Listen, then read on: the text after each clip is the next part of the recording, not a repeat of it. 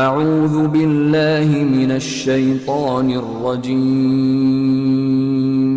بسم اللہ الرحمن الرحیم أعوذ بالله من الشيطان اللعين الرجيم بسم الله الرحمن الرحيم الحمد لله ذي المن والإحسان وذي العز والسلطان الذي خلق الإنسان وعلمه البيان والحمد لله الذي نور قلوبنا بولاية محمد وآل محمد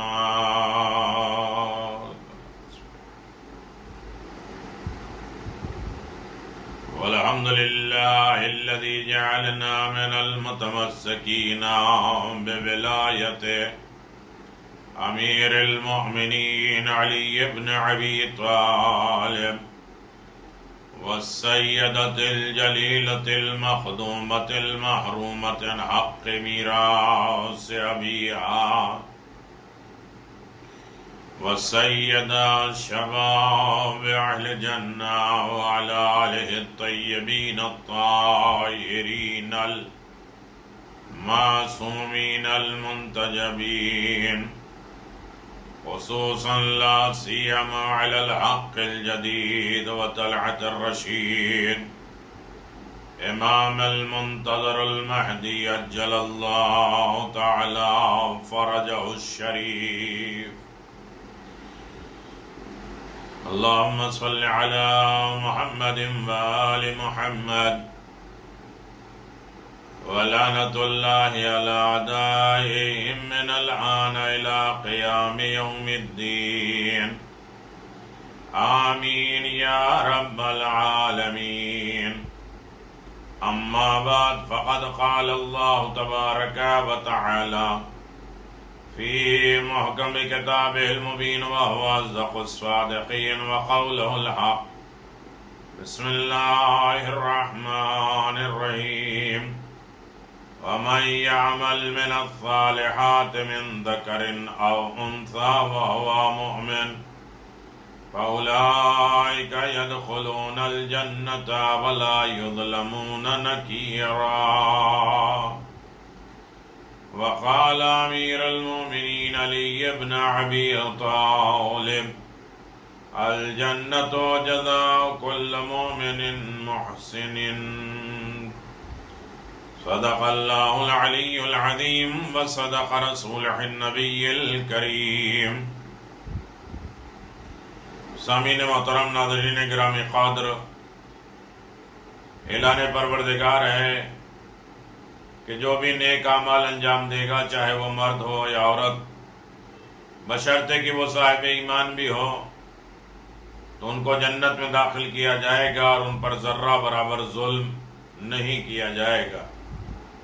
جنت ہر نیک عمل انجام دینے والوں صاحب ایمان کی جزا ہے۔ یقیناً اہم ترین موضوع آپ کے اذہان عالیہ میں پہنچایا جا رہا ہے آخرت کی منزلیں، آخرت کا سفر، قرب الہی انجام جنت تک پہنچنا ہے۔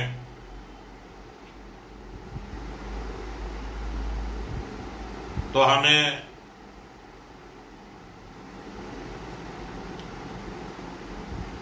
حالت احتضار سے گزرنا بھی ہے، روح قبض ہونے کے مراحل، قبر کی منزل، سوال و جوابات، اور پھر اس کے بعد عالم برزخ، عالم برزخ کے بعد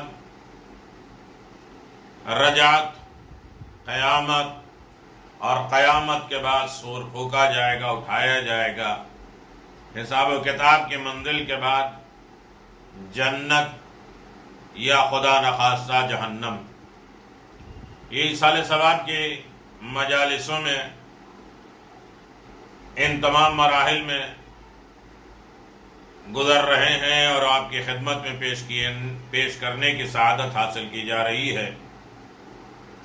اور یہ مجلس 8ویں مجلس ہے آخرت کی منزل، جو ڈاکٹر سید صابر حسین شیرین اختر ابن سید سیف الدین مرحوم کے ایصال ثواب کی مجلس ہے. سوگوار خانوادہ شیرین اختر مرحوم رانچی کی طرف سے ان کے مرحوم کے ایصال ثواب کی مجلس ہے، اور بہترین موقع ہے کہ ایسے موقع پر ہم ایصال ثواب کرتے رہیں. اور ایصال ثواب کے ضمن میں شہادت امام جعفر صادق علیہ السلام بھی ہے، اور وہ امام کی شفاعت حاصل کرنا ہے. تو امام علیہ السلام نے فرمایا امام صادق علیہ السلام کی شہادت کے دن میں کم از کم ان کی ایک بات، اور ہمارے تمام مرحومین اور زندہ امام جعفر صادقی کے صدقے میں ہیں، جعفری مذہب سے تعلق رکھتے ہیں. دنیا میں بھی اسی امام سے وابستگی ہے ہماری، اور آخرت میں بھی اسی امام کا سہارا اور شفاعت ہے. عزیزو، صادق آل محمد امام جعفر صادق علیہ السلام نے ارشاد فرمایا، مومن کو حقیقی راحت اور سکون، ہم کہتے ہیں کہ ہمیں سکون نہیں، اطمینان نہیں، راحت نہیں، کچھ بھی کر لے، کتنے بھی بڑے جائیں، کتنا بھی پیسہ دولت سرمایہ سب کچھ ہو جائے، خدا کے سامنے حاضر ہونے میں اس کو راحت ملے گی، دنیا میں راحت نہیں ملے گی. لیکن اس دنیا میں 4 چیزیں اس کے لیے باعث راحت ہیں.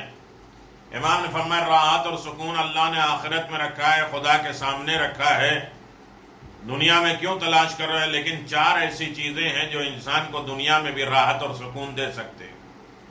ایک ہے خاموشی، جس میں اپنے نفس، اپنے دل پر غور کر کے اپنے اور خدا کے درمیان معاملے پر فکر کرے، غور و فکر کرے. یوٹیوب چینل پہ میرے نہج البلاغہ کے سلسلے میں، زبان کے سلسلے میں گفتگو چل رہی ہے، کہاں خاموش ہونا ہے اور کہاں بولنا ہے.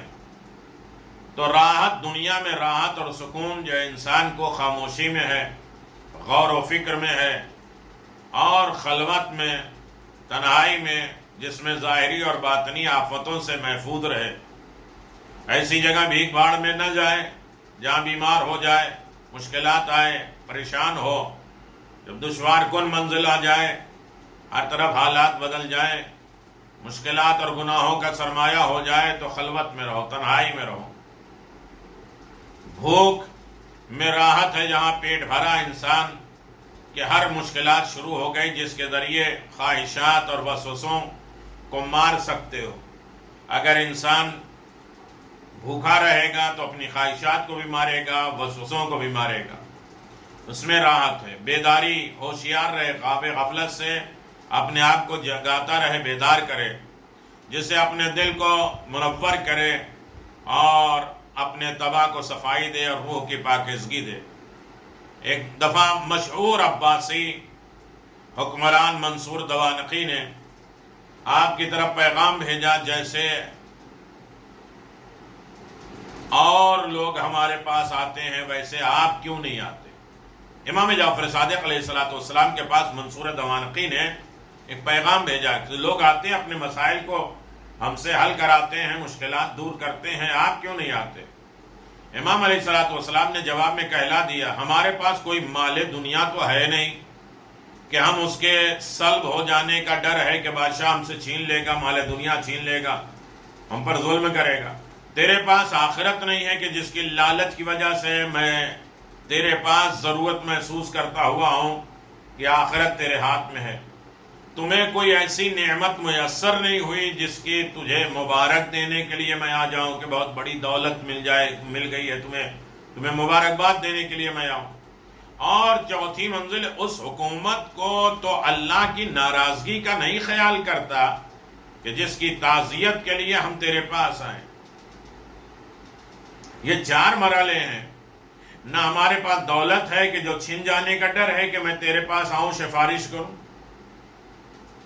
نہ تیرے پاس آخرت ہے کہ میں منت و سماجت کرنے کے لیے تیرے پاس آؤں اور تجھ سے مانگوں. کیا زبردست جواب. نہ تجھے کوئی بڑی نعمت مل گئی کہ جس کی مبارکباد کے لیے میں آؤں, اور اس کے بعد نہ کوئی ایسی چیز تو نے کر لیا اللہ کی ناراضگی کا نہیں خیال کیا کہ جس کی تعزیت کے لیے, پرسہ دینے کے لیے میں تیرے پاس آؤں. اس کے بعد منصور نے آپ کو پیغام بھیجا, آپ ہمیں نصیحت کرنے کے لیے آئی ہیں. تو آپ نے فرمایا جسے دنیا کی ضرورت ہوگی وہ تجھے نصیحت نہیں کرے گا. ہوتا ہے نا, بڑے لوگوں کو لوگ نہیں سمجھاتے بجھاتے کہ ہمارا معاملہ ختم ہو جائے گا, ہماری دولت اور سرمایہ کے راستے بند ہو جائیں گے. انسان مکھن بازی, بسکا, بٹر یہ سب لگاتا رہتا آج کی لینگویج میں, تاکہ بڑوں سے ہمارا رابطہ نہ ٹوٹے اور ہم اسے نصیحت نہ کریں. بڑوں کے سامنے انسان جھکا جا رہا ہے, قدموں پہ گرا جا رہا ہے, غریب آئے تو اس کے سلام کا جواب بھی نہیں دیا جا رہا ہے. جسے دنیا کی ضرورت ہوگی وہ تجھے کبھی نصیحت نہیں کرے گا, لیکن تو بادشاہ روک لے گا مال. اور جسے آخرت کی ضرورت ہوگی وہ تمہارے پاس نہیں بیٹھے گا, اس لیے کہ تو نہیں مانے گا. اللہ اکبر. یہ امام صادق علیہ السلام نے منصور دوانقی سے کہا. اللہ اکبر. امام صادق علیہ السلام نے ارشاد فرمایا کہ اس فانی دنیا سے انسان 4 چیزوں کا خواہش مند ہے: ثروت, دولت, آرام, کم جستجو, عزت. جبکہ ثروت دولت اللہ نے قناعت میں رکھی, جو اسے کثرت مال میں تلاش کرے گا اسے کہاں ملے گی. آرام کو اللہ نے ہلکا پن میں رکھا ہے, اسے اپنے آپ کو بھاری بوجھ, یہ حساب, یہ کتاب, وہ بزنس, وہ کاروبار, وہ مال, وہ دولت, اسی کے حساب و کتاب میں انسان رہے تو آرام کہاں ملے گا. کم جستجو, کام تلاش میں, دن رات انسان صرف رزق کے تلاش میں لگا ہے, چاہے واجبات چھوٹ رہے ہوں, حقوق پامال ہو رہے ہوں, کچھ بھی ہو رہے ہوں. تو امام فرماتے ہیں کم جستجو, تھوڑا کام کرنے میں, رکھنے میں, جو اسے کثرت عمل میں تلاش کرے گا اسے جستجو میں کہاں ملے گی. پھر امام فرماتے ہیں عزت کو اللہ نے, خالق نے اپنی اطاعت میں رکھا ہے. اللہ نے تمام عزتوں کا خزانہ اپنی اطاعت میں رکھا ہے. جو اسے بندوں کے سامنے بندوں کی اطاعت, بندوں کی فرما برداری میں تلاش کرے گا تو اسے وہ عزت کہاں ملے گی. تو عزیزو, یہ ہیں امام جعفر صادق علیہ السلام, جنہوں نے کائنات کو پڑھایا ہے, علم بانٹا ہے, اور ہر طریقے کی دنیا کے سامنے نصیحت پیش کی ہے اور آواز دیا دنیا والوں پہچانو آل محمد کا مقام کیا ہے, ان کا رتبہ و درجہ کیا ہے. انسان یہی 4 چیزوں کو اگر سوچے, غور کرے تو پوری عمر چلی جائے گی. امام نے کیا خزانہ دے دیا. صلوات پڑھ دے محمد و آل محمد.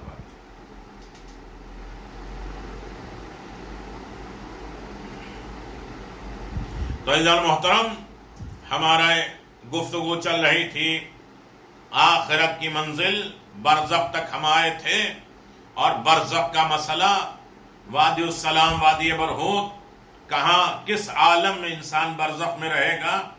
برزخ میں روح رہنے کے بعد بھی وہ اپنی قبروں پر اپنے گھر والوں کے اوپر نگاہ رکھتی ہے کہ کون مجھے کیا بھیج رہے ہیں.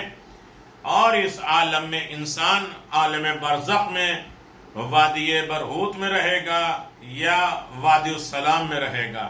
وہ کون لوگ ہوں گے جن کے اوپر عذاب ہوگا, وہ کون لوگ ہوں گے کہ جن کے اوپر برزخ میں جنت جیسا سما ہوگا.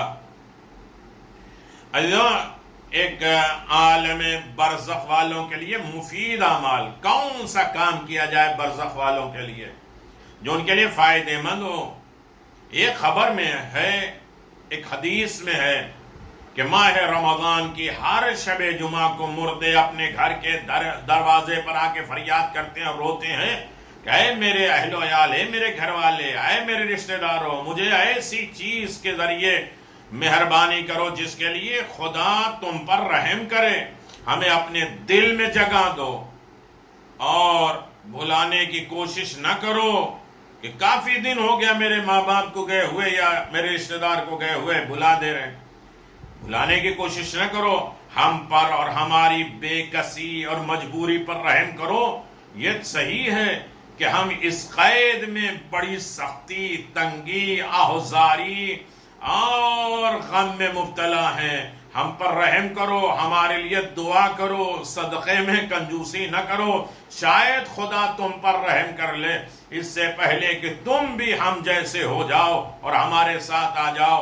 ہائے افسوس، کبھی ہم بھی تمہاری طرح طاقتور تھے، گھر والے تھے، عیش و آرام میں رہتے تھے، کسی کو کچھ یاد نہیں کرتے تھے، اور اے خدا کے بندو ہماری باتیں سنو، انہیں مت بھلاؤ۔ ایک اصال ثواب صابر حسین کی ہے، یقیناً بہترین زندگی گزار رہے تھے، آج وہ قبر میں مجبور ہیں، رشتہ دار مجلسوں کے ذریعے، فاتحے کے ذریعے، نماز کے ذریعے، روزے کے ذریعے، قرآن خوانی کے ذریعے، ذکر آل محمد کے ذریعے ان کی قبر کو روشن کرنا چاہ رہے ہیں، ان کے اصال ثواب کے ذرائع فراہم کر رہے ہیں، ان کے روح کو تازہ کرنے کی کوشش کر رہے ہیں اور ان کی مشکلات کو دور کرنے کی کوشش کر رہے ہیں، تو وہ روحیں بھی آ کے اپنے زندوں کے اوپر دعا دیتی ہے، کہتی تم پر بھی رحم ہو، اور اگر نہیں دے تو وہ بد دعا کر کے چلے جاتے ہیں کہ جس طرح تم نے ہمیں فراموش کر دیا، تم بھی دنیا میں فراموش کر دیے جاؤ، آخرت میں بھی بھلا دیے جاؤ۔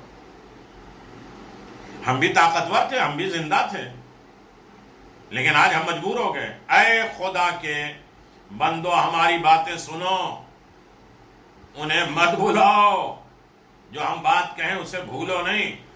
اس میں شک نہیں کہ عظیم سرمایہ جس پر تم قابض ہو، یہ گھر، یہ دولت، یہ سرمایہ، یا تمہاری لائف، تمہاری زندگی، تمہیں بولنے طریقہ، جو کچھ بھی تمہیں ہم نے بنایا، مال حلال حرام، کوششیں دن رات، واجبات کو ترک کر کے ہم نے تمہیں بنایا۔ جو آج تم قبضہ کر کے بیٹھے ہو ہمارے تصرف میں تھا، ہمارے اختیار میں تھا، آج بینک بیلنس ہمارے اختیار میں تھا، گھر دوار کھیت کلیان سب ہمارے ہاتھ میں تھا، آج ہم چلے گئے سب تمہارے ہاتھ میں ہو گئے۔ ہم نے اس کو راہ خدا میں صرف نہیں کیا، ورنہ ہم ہوتے اپنے ہاتھ سے اپنے لیے صدقہ کر دیتے، کار خیر کر دیتے، خدا کی راہ میں خرچ کر دیتے، تو اس کا پھل، اس کا رزلٹ ہمیں ملتا۔ اور لوگوں کا حق غصب کرتے رہے، ہم لوگوں کا مال چراتے رہے، کس کا ہے؟ کہ بھائی بہن، رشتہ دار، قرابت دار، غریب، فقراء، مساکین، آس پاس پڑوس، سب کے، مومنین غیر مومنین، سب کے حق تھے، میں نے کسی کو نہیں دیا، غصب کیا، جو ہمارے وبال کا باعث بن گیا، ہمارے قبر کے لیے عذاب کا ذریعہ بن گیا، دوسروں کے لیے فائدہ مند ہے۔ ہم پر ایک درہم، ایک روپیہ نقدی یا روٹی، کسی چیز کے ٹکڑے سے مہربانی کرو۔ ہم فریاد کرتے ہیں کہ جلدی ہی تم اپنے نفس پر گریہ کرو گے، اور اس وقت کا گریہ کچھ فائدہ نہیں دے گا۔ آج ہم تمہیں نصیحت کرتے ہیں کہ میرے لیے 1 روپیہ، 1 پیسہ، 1 روٹی کا ٹکڑا صدقہ کرو تاکہ تم مجبور نہ ہو۔ جیسا کہ ہم روئے مگر بے فائدہ، اب ہم رو رہے ہیں، اس سے کیا فائدہ؟ لہذا اللہ اکبر، جیسا ہونے سے پہلے کوشش کر لو۔ جامع الاخبار میں روایت ہے کہ ایک صحابی نے حضرت رسول خدا صلی اللہ علیہ وسلم سے روایت نقل کی ہے کہ رسول خدا نے فرمایا، اے مردوں کو ہدیہ پہنچاؤ، اپنے مردوں کو ہدیہ پہنچاؤ۔ میں نے پوچھا مردوں کے لیے ہدیہ کیا ہے؟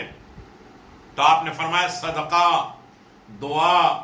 فرمایا مومنین کی روحیں ہر جمعہ کو آسمان دنیا سے اپنے مکانوں کے سامنے آ کر فریاد کرتی ہیں، اپنے گھر کے سامنے آ کر روتی ہیں، گڑ گڑاتی ہیں، اور ہر ایک گریہ و زاری کرتے ہوئے کہتا ہے، اے میرے گھر والوں، اے میرے بچوں، اے میرے والدین، اے میرے رشتہ داروں، خدا تم پر رحم کرے، مجھ پر مہربانی کرو، جو کچھ ہمارے ہاتھ میں تھا اس کا حساب اور عذاب ہم پر ہے، نفع غیروں کے لیے ہے، محنت ہم نے کی، فائدہ دوسرے اٹھا رہے ہیں، ہر ایک اپنے عزیزوں سے فریاد کرتا ہے، مجھ پر 1 درہم یا 1 روٹی یا 1 کپڑے کے ذریعے مہربانی کرو تاکہ خدا تمہیں بہشت کا لباس عطا کرے۔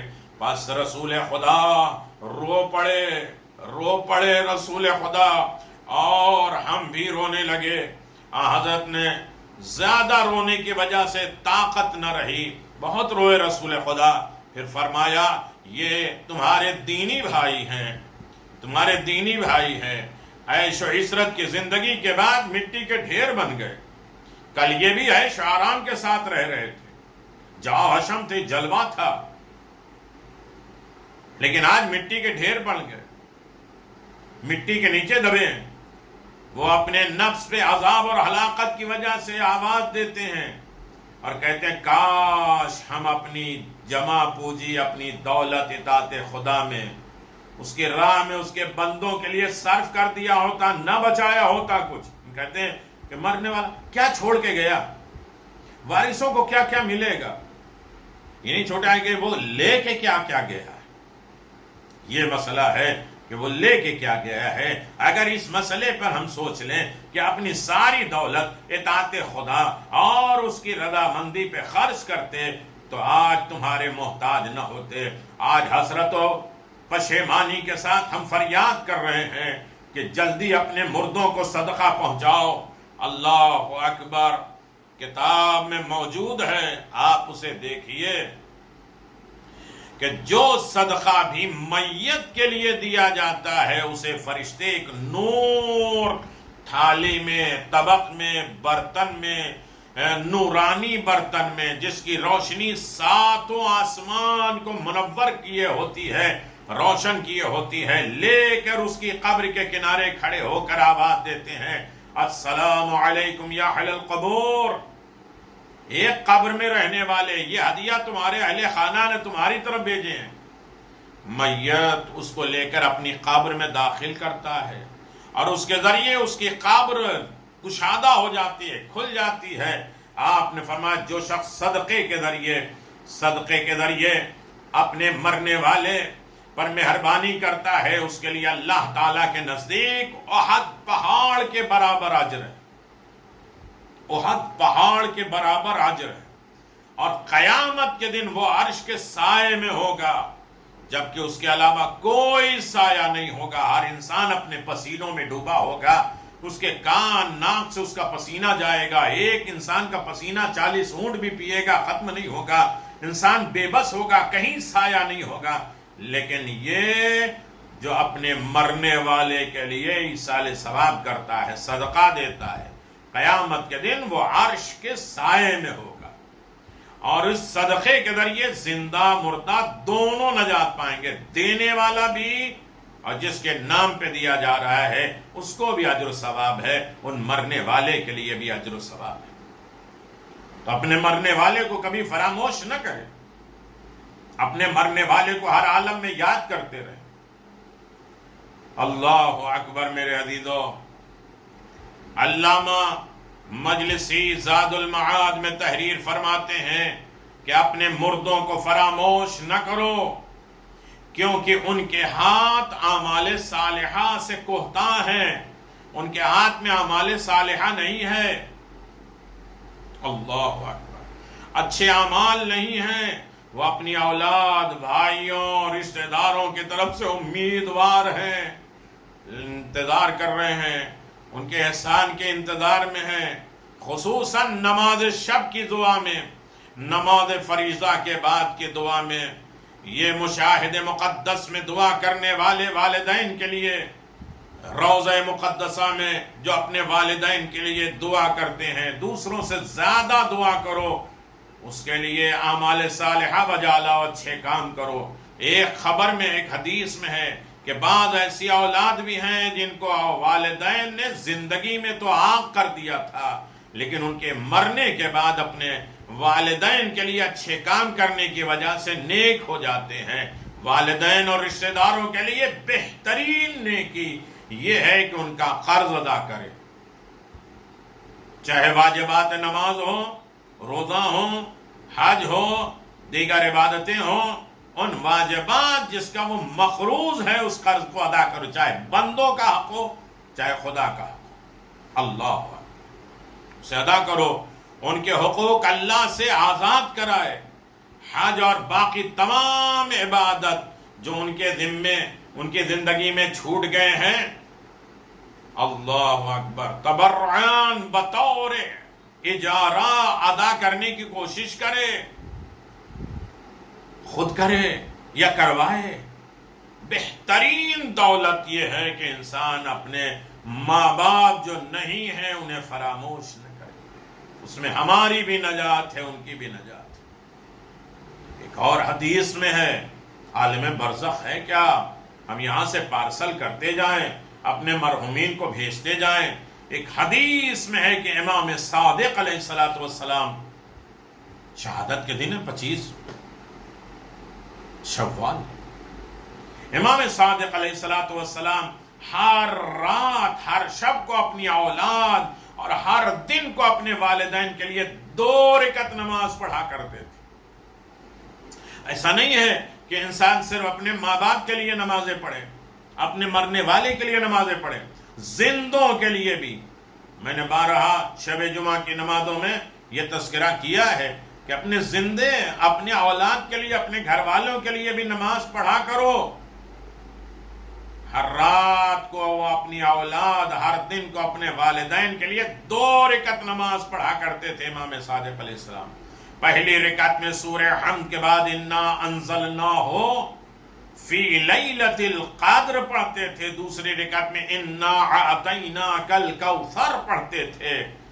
امام جعفر صادق علیہ السلام فرماتے ہیں بعض اوقات میت تنگی، سختی میں مبتلا ہوتی ہے، بڑی مشکلات میں ہوتی میت، حق تعالیٰ اسے وسعت عطا کرتا ہے، جو یہ 2 رکعت نماز پڑھتا ہے اس کی تنگی کو دور کرتا ہے، اس کی مفلسی کو دور کرتا ہے، اس کے مصائب کو دور کرتا ہے، اس کی دشواریوں کو دور کرتا ہے، اس کے اوپر عذاب کم کرتا ہے، اور اسے کہا جاتا جو خوشی تجھے دی گئی ہے یہ اس نماز کے بدلے میں ہے جو تیرے فلاں مومن بھائی نے، فلاں بیٹے نے، فلاں رشتہ دار نے، فلاں قرابت دار نے تیری لیے پڑھی ہے یہ 2 رکعت نماز۔ سوال کرنے والے نے پوچھا کیا یہ 2 رکعت نماز؟ اللہ اکبر، 2 رکعت نماز میں 2 مردوں کو شریک کیا جا سکتا ہے، 2 مرنے والے کو شریک کیا جا سکتا ہے۔ آپ نے فرمایا ہاں، میت اس دعا اور استغفار سے خوش ہوتا ہے، مرنے والا خوش ہو جاتا ہے جو اس کے پاس پہنچا ہے۔ فرمایا میت کے لیے نماز، روزہ، حج، صدقہ اور باقی تمام اعمال صالحہ، اس کا ثواب جو میت کے لیے کیے جاتے ہیں اس کی قبر میں داخل ہوتے ہیں اور دونوں کے نام اعمال میں لکھے جاتے ہیں۔ ایک اور حدیث میں فرمایا جو شخص میت کے لیے اچھے کام کرے، اعمال صالحہ بجا لائے، حق تعالیٰ اسے ڈبل کرتا ہے، 2 گنا کرتا ہے، اور میت اس سے فائدہ اٹھاتا ہے۔ ایک صلوات پڑھ دیں محمد و آل محمد، اللہم صلی علی محمد و آل محمد۔ لہذا اپنے مرنے والوں کے لیے ہدیے بھیجو، اپنے مرنے والے کو یاد کرو، وہ آ کے گڑ گڑاتے ہیں، فریاد کرتے ہیں، استغاثہ کرتے ہیں، مناجات کرتے ہیں اور آواز دیتے ہیں مجھے نہ بھلاؤ، میری نصیحتوں کو سنو۔ کل میں بھی طاقتور تھا، آج تمہارے ہاتھ میں ہے، میں بھی اکڑتا تھا، آج میرے پاس کچھ نہیں۔ اللہ اکبر۔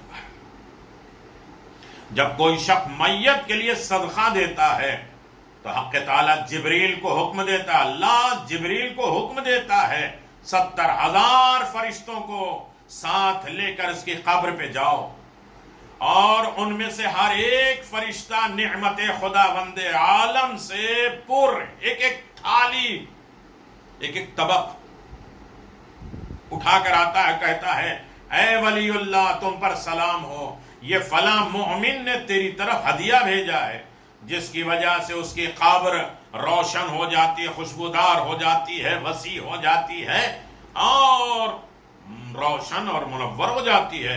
حق تعالیٰ اسے 1000 شہر بہشت میں عطا کرتا ہے۔ جس کی قبر تنگ ہو جاتے، فشار قبر ہوتے ہیں، لیکن ہدیہ میت کرنے والے، مرنے والے کے لیے، اپنے مرحومین کے لیے جو انسان صدقہ کرتا ہے، نماز پڑھتا ہے، اس کی ضرورتوں کو پورا کرتا ہے، عمل صالح کر دیتا ہے، نیکو کام کر دیتا ہے، تو یقیناً اسے اللہ تبارک و تعالی اسے 1000 شہر بہشت میں عطا فرماتا ہے، اور حوران جنت سے اس کا عقد کر دیتا ہے، اور اسے 1000 حلے کپڑے عطا فرماتا ہے، اور اس کی 1000 حاجات پوری کر دیتا ہے۔ عزیزو، میں اس جگہ پر چند رویا صادقہ کا تذکرہ ضرور سمجھتا ہوں، ایسا نہ ہو کہ تم ان کو شیطانی خواب یا افسانہ سمجھ کر توجہ کے قابل نہ سمجھو، بلکہ ان میں غور و فکر کرو، کیونکہ ان پر غور کرنے سے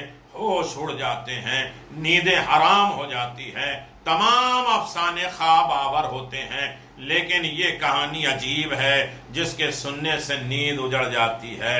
میرے عزیزو، موت بڑی سخت ہے، عالم برزخ کا مسئلہ بڑا قیامت خیز ہے۔ میرے استاد ثقۃ الاسلام علامہ نوری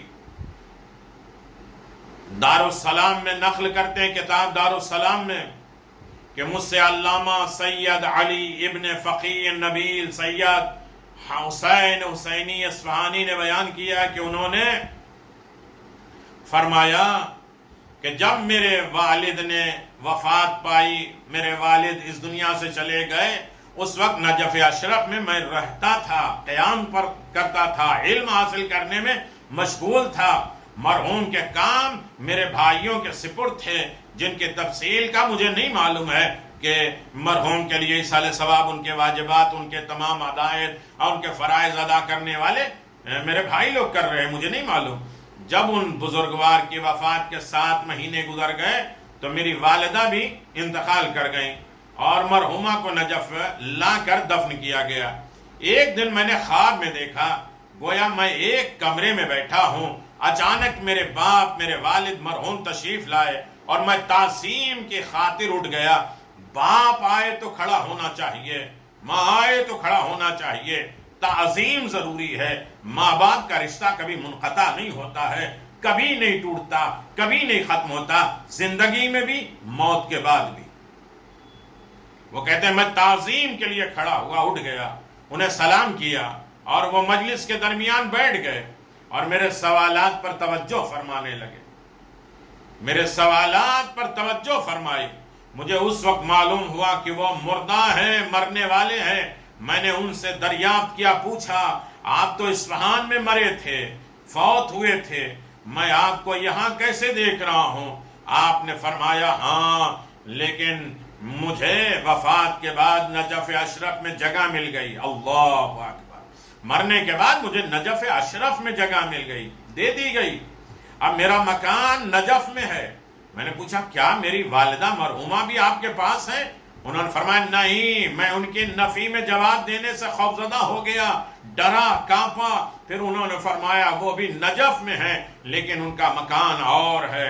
اس وقت میں سمجھ گیا کہ میرے والد عالم تھے، اور عالم کے مقام جاہل کے مقام سے بلند ہوتا ہے۔ پھر میں نے ان کے حالات کے متعلق پوچھا تو انہوں نے فرمایا میں سختی اور مصیبت میں رہا ہوں، الحمدللہ اب میرا حال اچھا ہے، اور اس تنگی سختی سے نجات مل گئی۔ میں نے تعجب سے پوچھا کیا آپ بھی تنگی سختی میں رہے ہیں؟ فرمایا ہاں، میں بھی تنگی مفلسی میں رہا ہوں۔ حاجی رضا مشہور، اللہ اکبر، لوگوں بندہ جو آقا بابا کے لڑکے تھے، کہ میرے ذمے کچھ حساب تھا۔ وہ کہنے لگے میرے ذمے کچھ حساب تھا، اس کے مطالبے سے میرا برا حال تھا کہ وہ حق مجھ سے مانگا جا رہا ہے، اور میں سخت متعجب پریشان ہوا، اور اسی تعجب اور خوف نے مجھے بیدار کر دیا، جگا دیا۔ میں نے اپنے بھائی کو اس عجیب و غریب خواب سے آگاہ کیا۔ جب مرحوم کا وصی تھا، بڑا بھائی تھا میرا، اس کا نائب تھا میرے باپ کا، اس سے درخواست کی کہ وہ مجھے لکھ کے دے، تحریر کیے کیا حاجی رضا مذکور کا والد مرحوم سے کچھ مطالبہ، کچھ قرضہ ہے ان کے اوپر ہے یا نہیں۔ میرے بھائی نے مجھے تحریر کیا، لکھا، میں نے قرض خواہوں کے تمام رجسٹرار سے تلاش کیا مگر آدمی کا نام نہیں ملا. میں نے دوبارہ لکھا کہ اس آدمی سے پوچھو کہ میرے بھائی نے پھر جواب لکھا کہ میں نے ان سے پوچھا. اس نے کہا کہ مجھے اس سے 18 تومان لینے ہیں. 18 تومان جس کا سوائے خدا کے میرے اور کوئی گواہ نہیں. اللہ اکبر. کسی کا کسی کے اوپر حق ہے تو بخشا نہیں جائے گا, معاف نہیں کیا جائے گا جب تک اس حق کو پورا نہ کیا جائے. مرحوم کی وفات کے بعد میں نے تم سے پوچھا کیا میرا نام بھی قرض خواہوں میں ہے تو تم نے کہا نہیں. میں نے سوچا اگر میں قرض طلب کروں تو میرے پاس ثابت کرنے کے لیے کوئی حجت دلیل نہیں ہے, کوئی لکھا پڑھا نہیں ہے, کیسے میں ثابت کروں گا. اللہ اکبر. اور مجھے مرحوم پر بھروسہ تھا کہ وہ اپنے ڈائری میں لکھ گئے ہوں گے. میں سمجھ گیا کہ ان سے غلطی ہو گئی, بھول گئے ہوں گے. بس میں نے وصول قرض سے مایوس ہو کر اظہار کر دیا کہ میرا قرض کہاں گیا. جب میں نے آپ کا پورا خواب ان سے بیان کیا اور ان کا قرض چکانے کی خواہش کی تو انہوں نے جواب دیا کہ ہم ان کو بری الذمہ کرتے ہیں, معاف کرتے ہیں, جبکہ آپ نے مجھے قرض سے لا علمی کا اظہار کیا تھا. اللہ اکبر. بڑے مسائل ہیں زندگی, بہت مشکلات زندگی ہے. انسان ان مشکلات زندگی میں دیکھے, خوف زدہ ہو, مسائل کی طرف انسان آمادہ ہو. یقیناً انسان کی زندگی بڑی خوف زدہ ہے اور اسے حساب و کتاب تو دینا ہی ہے, اور حساب و کتاب کی منزل کا ہے, چاہے تھوڑا ہو چاہے کم ہو, اور وہ اسے قبر میں دینا ہے, برزخ میں دینا ہے, محشر میں دینا ہے. مردے زندوں سے التجا کرتے ہیں, تھوڑا برزخ کا خیال رکھنا ہے. مردے زندوں سے التماس کرتے ہیں, التجا کرتے ہیں, طلب کرتے ہیں, استغاثہ کرتے ہیں. اگر انسان اپنے عزیز کے صدائے نالہ کو سنے تو وہ زندہ نہیں رہے گا. جو مر چکے ہیں ان کی فریاد اگر کوئی انسان سن لے تو زندہ اسے برداشت نہیں کر پائے گا, وہ جی نہیں پائے گا. حکمت الہی میں سے ہے کوئی مردوں کی کیفیت سے باخبر نہ ہو, ورنہ بڑی سخت منزل ہے. عالم خواب میں کچھ دکھا دیا جاتا ہے لیکن مردے کے حالات کیا ہیں کسی کو خبر نہیں. اوپر سے قبر روشن, سجی ہوئی, پھول لگے ہوئے, ٹائلز لگے ہوئے, نہیں معلوم کہ قبر کے اندر کیا ہو رہا ہے. اگر ان کی ایک فریاد کوئی سن لے تو انسان زندہ نہیں رہے. اب خدا جانتا ہے کہ آپ سے مردے کا کیا نالہ کیا, آہو بکا کیا, کیا التماس کرتے ہیں. آج رات کے لیے جب شب قدر ہے دعاؤں کی التماس کرتے ہیں, اور بڑی بڑی راتوں میں وہ فریاد کرتے ہیں. شب جمعہ, شب قدر, عیدوں کی رات, عجیب عجیب راتوں میں وہ فریاد کرتے ہیں. ایسی التماس اور فریاد دعا نہیں جو ہم لوگ ایک دوسرے سے کرتے ہیں. یہ تو سب تکلفانہ ہے. میت کی التماس دعا در حقیقت ایک قسم کی فقیری ہے, گدائی ہے. میت کس طرح تڑپ کے مانگتا ہے, رو کے مانگتا ہے, اسے فقیر ہے. روایت میں ہے رسول خدا صلی اللہ علیہ وآلہ وسلم نے گریہ کیا, پھر فرمایا موت, اموات, مردے پر رحم کرو. خاص طور اس کے ماہ رمضان میں کہتے تھے کہ ہم ماہ رمضان روزہ رکھتے ہیں, شب قدر رکھتے ہیں, ہم نے اس کی قدر نہیں جانے, اور ہمارے ساتھ چلی گئی. وہ کہتے ہیں مرنے والے کہ ہم نے بھی روزہ رکھا, ہمارے درمیان بھی ماہ رمضان آیا, ہمارے درمیان بھی شب قدر آئی, ہم نے اس کی قدر نہیں کی, چلی گئی.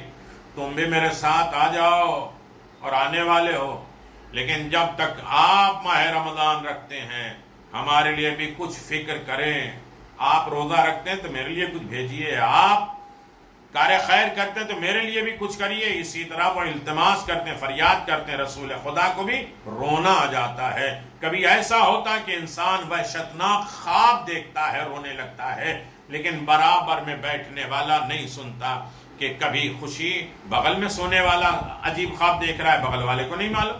اس قدر ہنستا ہے اور جاگ رہا ہوتا ہے تو بہت دور تک اس کے سننے کی آواز آتی ہے, لیکن جب وہ پہلو میں بغل میں بیٹھا ہوتا ہے نہیں سمجھتا ہے کہ اپنے باپ کی قبر کے سرانے جاتے ہیں, کوئی آواز سنائی نہیں دیتی ہے, لیکن خدا جانتا ہے کہ وہ بیچارہ اس وقت کیسے فریاد کر رہا ہے.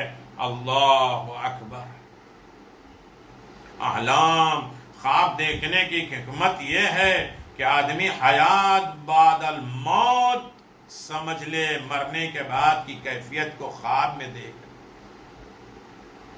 خواب میں دکھایا جاتا ہے تاکہ آپ تو سمجھ لو کہ تمہارا مرنا کیا ہے, تمہاری زندگی کیا ہے, تم کس طریقے سے زندہ رہو گے. عالم برزخ میں خوف ہی خوف ہے. خیبات توجہ کریں میرے عزیزوں, اس سال ثواب کی مجلسیں ہیں, آخرت کی منزلیں, مراحل ہیں. مرنے والے کے نام آ رہے ہیں, زندہ ریکویسٹ کر رہے ہیں کہ میرے مرحومین یہی حق ہے کہ ایسے وقت میں ہم یاد کر لیں. ایک نیکی کی طرح تھوڑی دیر انسان توجہ کر لے تو مرنے والے کی بھی درجات بلند ہو جائیں گے, اور اس سال ثواب کرنے والے کی بھی درجات, مشکلات ختم ہو جائیں گے, درجات بلند ہو جائیں گے. کتاب من لا یحضر فقیہ میں امام موسیٰ کاظم علیہ السلام کے ایک صحابی, اللہم صلی علی محمد و آل محمد, صحابی سے خاص نقل ہے, روایت ہے کہ وہ کہتے ہیں کہ میں نے امام سے ایک حدیث سنی ہے, جب تک میں زندہ ہوں مجھے یہ حدیث ڈراتی رہے گی. اس نے میرا سکون آرام چھین لیا. یہ حدیث, دنیا کے سخت سے سخت مصیبتیں مجھ پر پڑی اور کوئی اثر نہیں کیا. جیسی آگ میرے دل میں لگی ہے, اب کوئی آگ میرے دل پہ اثر نہیں کرے گی. ایک دن میں امام موسیٰ کاظم علیہ السلام کی خدمت میں تھا. آپ نے فرمایا جب جنازے کو دفن کرنا چاہو تو یک بارگی اسے قبر میں نہ ڈالو, اچانک اٹھا کے قبر میں نہ ڈالو. اگر جنازہ مرد کا ہے تو پیروں کی طرف سے اسے قبر میں اتارنا چاہیے, اگر جنازہ کسی عورت کا ہے تو اسے پہلو سے رکھنا چاہیے. 3 مرتبہ اسے بلند کرنا, پھر کچھ دیر کے لیے تر کر دینا, رک جانا, تیسری مرتبہ میں اسے قبر میں اتارنا. فَأَنَّ الْقَبْرَ أَحْوَالُ عَلَادٍ, ارے قبر کے لیے خوف اور وحشت ہے, عالم برزخ میں ہولناکی ہے. ہمارے دلوں نے کس قدر قساوت پیدا کر دی, سخت کر دیا میرے دلوں کو. راوی کہتا میں آخری عمر تک چلاتا رہوں لیکن ہم کسی قسم کا تاثر نہیں لیتے. وہ ایک حدیث سے ہل گیا, ہر غم بھول گیا کہ قبر میں اچانک نہ ڈالو. وہ قبر میں مٹی میں اچانک جا کے کیا کرے گا, اسے تسلی و تشفی دو, اچانک قبر کے حوالے نہ کر دو.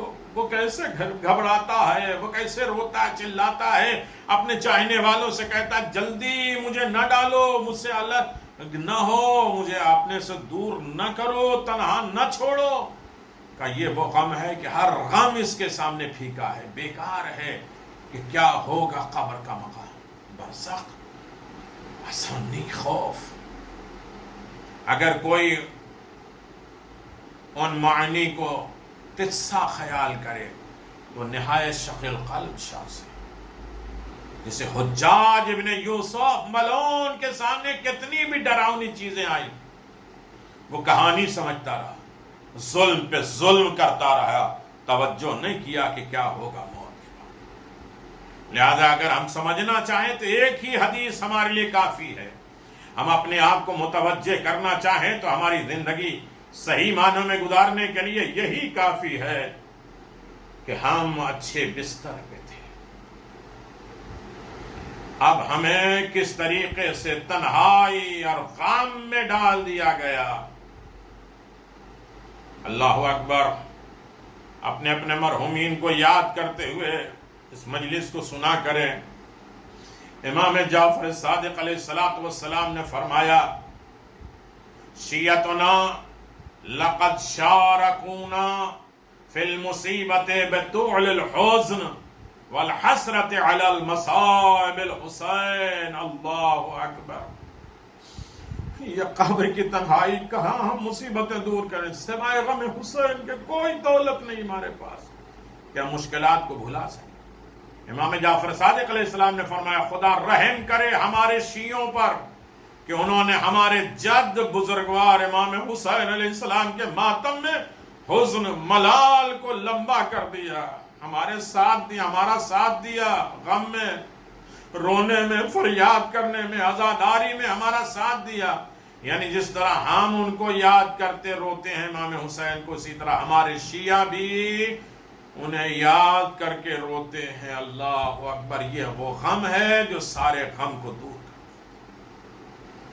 مرحومین کے ایصال ثواب کے مجلسوں میں امام حسین کے مجلس کا سہارا اسی لیے لیا جاتا. یہ غم آ گیا تو کوئی غم نہیں رہے. ابن عباس کہتے ہیں قال علی لرسول اللہ انکا لتحب عقیلا. ایک دن جناب امیر المؤمنین نے خدمت رسالت میں عرض کیا کہ آپ عقیل کو دوست رکھتے ہیں؟ فرمایا واللہ میں عقیل کو دو محبتوں سے دوست رکھتا ہوں, ایک تو وہ اس کی محبت ہے, دوسرا محب عقیل سے ام بزرگوار ابو طالب کے سبب سے ہے. فرمایا ان ولد مقتول فی محبت ولدک. اے علی بتحقیق مسلم فرزند عقیل تمہارے فرزند تمہارے بیٹوں کی محبت میں قتل کیا جائے گا. یعنی اعدائے دین حسین کو دغا سے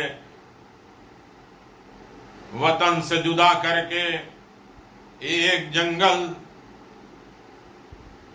بیابان کے کنارے 3 دن کی بھوک اور پیاس میں شہید کر دیں گے.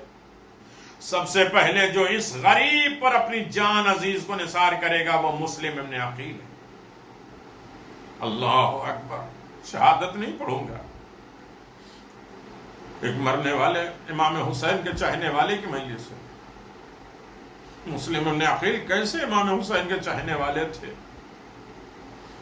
اللہ اکبر. مسلم اس مظلومی سے پردیس میں یکو تنہا قتل کیے گئے کہ قیامت تک مومنین کی آنکھیں ان کی مصیبت پر رویا کریں گی. جناب مسلم باب الحوائج ہیں کہ نام پہ حاجتیں قبول ہوتی ہیں.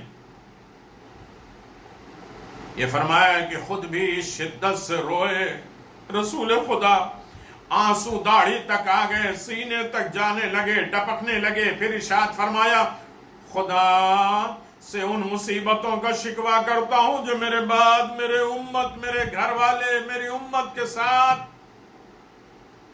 میری عطرت پر میرے امت کے ہاتھوں گزریں گے. میری امت کے ہاتھ سے میری عطرت کے اوپر وہ مصائب آئیں گے. مومنین رسول خدا کی پیروی کیجیے, روئیے اس بے وطن پر جو حسین کے عزیز و انصار میں سے پہلے شہید ہوئے.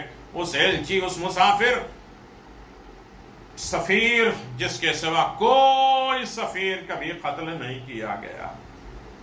روایت میں ہے جناب سید الشہداء امام حسین نے دشمنوں کے خوف سے پیغمبر کے روضے کو چھوڑ کر خدا کے گھر میں پناہ لی. کوفیان پروغا کے خط آنے لگے متواتر, آئے دنوں ٹوکریاں بھر گئیں. بعد نے لکھا 12,000 خط لیٹر آئے, سب ایک ہی موضوع تھا, ہم سب غلام ہیں, آپ آقا اور امام ہیں, یہاں کوئی ہماری ہدایت کے واسطے نہیں ہے. ارے جلد تشریف لائیے, یہاں کے درخت شاداب اور میوے اور باران, ہاں دادارو ہم کس سے فریاد کریں.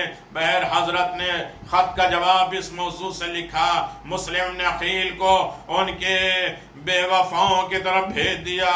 ارے لکھا اما بعد واضح ہو کہ تمہارا اشکیا تمہارے مضمون سے ظاہر ہے. ارے پہلے میں نے اپنے بھائی مسلم نے عقیل کو خلعت و زہد و تقوی سے آراستہ ہیں تمہارے پاس بھیجا ہے. ان کی اطاعت عین میری اطاعت ہے. اور جب یہ تمہارا خلوص اعتقاد حسن سلوک لکھ بھیجیں گے اس وقت انشاءاللہ ہم بھی وہاں. مرنے والے مولا کے چاہنے والے بہت بڑا سہارا لیا ہے اللہ. انسان مسافر ہے قبر میں. جناب مسلم یہ خط لے کر مکہ سے روانہ ہوئے تھوڑی دور گئے تھے کہ ملاحظہ فرمایا ایک شخص نے ایک آہو ہرن کا شکار کیا. آپ شگون نے بس سمجھ کر لوٹ آئے. امام سے ماجرا بیان کیا. عرض کیا شاید یہ سفر ہم کو مبارک نہ ہو اور فال خواب نہ ہو. حضرت نے فرمایا بھائی کیا تم موت سے ڈر گئے؟ اگر تمہارا قصد نہ ہو تو کسی اور کو روانہ کروں. جناب مسلم نے عرض کیا یا ابن رسول اللہ میرے ہزار جانیں آپ پر قربان ہو جائے میں فال بد تصور کر کے لوٹا نہیں ہوں بلکہ دنیا کو بتانے کے لیے کہ میں حسین کے اوپر جان کیسے نثار کر رہا ہوں. ہرگز مجھ کو اپنے مرنے کا خوف نہیں. البتہ شاید آپ کی زیارت سے پھر سے مشرف ہونا چاہ رہا تھا اس لیے حاضر ہوا. ایک مرتبہ آپ کے جمال اور کمال کو دیکھ سکوں. یہ کہہ کر زور زور رونے لگے. مظلوم کربلا بھی گلے مل کر رونے اور بھائی کو رخصت کیا. اور جنت کا مسافر روتا ہوا پہلے مدینے کو روانہ کیا تھا اور زیارت روضہ رسول کے بعد اپنے اقربا و قارب کو رخصت کیا. پھر اپنے دونوں صاحبزادے محمد ابراہیم اور قبیلہ بنی قیس سے 2 راہروں کو ہمراہ لیا ساتھ لیا. کوفے میں تشریف لائے اور خانہ مختار ابن عبید اللہ ثقفی میں رکے. جب اہل شہر کو خبر ہوئی گروہ در گروہ حاضر ہونے لگے یہاں تک کہ 18,000 کوفیوں نے آپ سے بیعت کی. عبداللہ نے یزید کو تمام کیفیت مخفی طور پہ لکھ دیا. اس شقی نے عبید اللہ ابن زیاد وائل بصرہ کو لکھا تو پھر ایسا انتظام کر کے اہل کوفہ بیعت حسین سے باز رہیں اور مسلم کا سر کاٹ کر جلدی میری طرف بھیج دو. آخری جملہ ہے میرے عزیزو. ابن زیاد فوراً کوفے آیا اور یہ منادی کی جو شخص مسلم سے بیعت کرے گا عتاب یزید میں گرفتار ہوگا. یہ سنتے ہی ان دغابازوں نے بیعت توڑ دی اور حق سے منحرف ہو گئے. یہ نوبت آ گئی کہ وہ جناب مجبور ہو کر ہانی ابن عروہ کے گھر پہنچے. عجیب ہے میرے عزیزو آخر ابن زیاد نے ہانی کو بھی شہید کر دیا. خدا کسی کو عالم مسافر میں بے یار و آشنا نہ کرے.